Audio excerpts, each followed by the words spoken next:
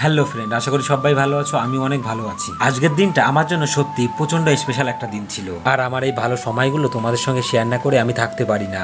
এখন শুধু সময়ের অপেক্ষা। তোমাদের কথাটা খুলেই বলি তাহলে। কয়েকদিন আগে আমি ফ্লিপকার্ট থেকে একটা জিনিস অর্ডার করেছিলাম।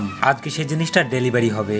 আমার সেই জিনিসটা কিনবার জন্য আমার অনেকদিন ওয়েট করতে হয়েছে, তাই তো আজকের দিনটার জন্য আমি প্রচন্ড এক্সাইটেড ছিলাম কখন আসবে। এদিকে আবার সারাটা দিন ধরে বৃষ্টি হচ্ছে। ডেলিভারি বয় কি করে আসবে সেটাই ভাবছিলাম। আমার মনে হয় আমার জিনিসটা আজকে আর পাওয়া হবে না। আমি তো ভেবেছিলাম আমার পার্সেলটা আজকে হয়তো আর পাবো না, কিন্তু রাত 9:30টার সময় আমাকে ফোন করেছিল। বললো টানা এত বৃষ্টির জন্য আমরা ডেলিভারি দিতে আসতে পারি, তাই তুমি এখন রাস্তায় চলে আসো। তাই তো আমি এখন হাঁটতে হাঁটতে চলে যাব রাস্তার দিকে। এদিকে আবার বাইরে ঝিরিঝিরি হালকা পাতলা বৃষ্টি হচ্ছে, আর দেখতে দেখতে আমি চলে এলাম রাস্তায়। আর এদিকে দেখি দাদাটাও দাঁড়িয়ে আছে। দাদাটার কাছে আমি জিজ্ঞাসা করলাম এত রাতে। দাদাটা বললো সারাটা দিন দেখেছো কতটা বৃষ্টি হয়েছে, তার জন্য এখনই রাত্রেবেলা বেরিয়েছি। এখনো নাকি 2-3টে পার্সেল দেওয়া বাকি আছে।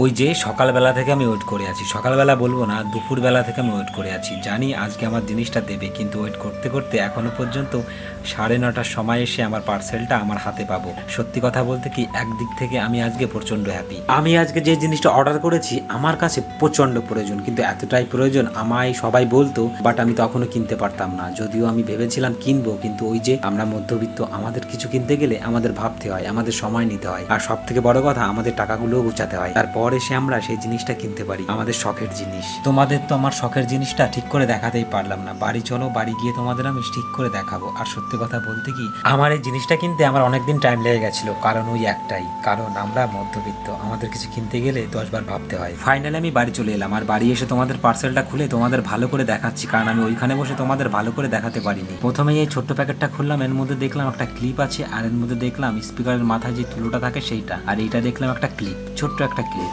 যে ক্লিপের মাধ্যমে জামাই বা কোথাও তুমি বাজাতে পারবে। আজকের দিনটা ছিলাম আমি প্রচন্ড হ্যাপি। ফাইনালি টানা 4-5 দিন পর আমি সেই জিনিসটা হাতে পেলাম, অর্থাৎ যে জিনিসটার জন্য আমি এতদিন ওয়েট করছিলাম। ব্যাপারটা হচ্ছে, আমার ভিডিওগুলো আমি যতই করি না কেন, আমার ভিডিওর সাউন্ড কোয়ালিটিটা অতটা ভালো ছিল না। কারণ একটাই ছিল, কারণ আমি যে স্পিকারটা ইউজ করতাম সেইটা অনেক কম দাম ছিল। যদিও এইটারও অতটা দাম না, কিন্তু আমার কাছে অনেকটাই দাম। অনেক দাদা, অনেক দিদি, অনেক বন্ধুরা আমাকে বলেছে তো সাউন্ড কোয়ালিটিটা একটু ভালো না। যদিও আমি আমার সামর্থ্য মতন নতুন একটা স্পিকার কিনেছি। আর বন্ধুরা, আমি পুরনো যে স্পিকারটা ইউজ করতাম এটা হচ্ছে সেই বন্ধুরা, এটা কিন্তু আমার এই নতুন স্পিকারটা দিয়ে ভিডিওটা করলাম। আর সাউন্ড কোয়ালিটিটা কেমন হয়েছে তোমরা অবশ্যই জানিয়ে দিও। সবাই ভালো থাকবেন, সুস্থ থাকবেন। আর একটা দিন অন্য একটা ভিডিও নিয়ে তোমাদের সামনে